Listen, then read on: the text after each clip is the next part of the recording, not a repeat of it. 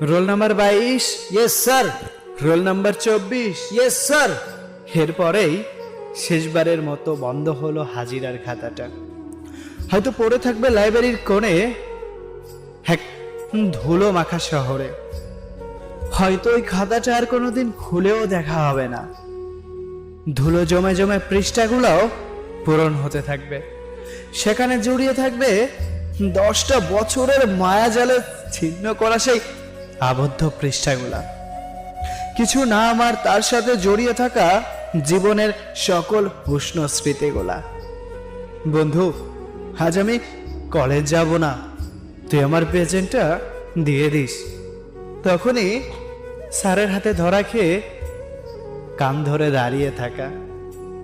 আমাকে কান ধরিয়ে দাঁড়িয়ে থাকতে দেখে ওই দিনে সকলের তামাশা, সকলে আমাকে নিয়ে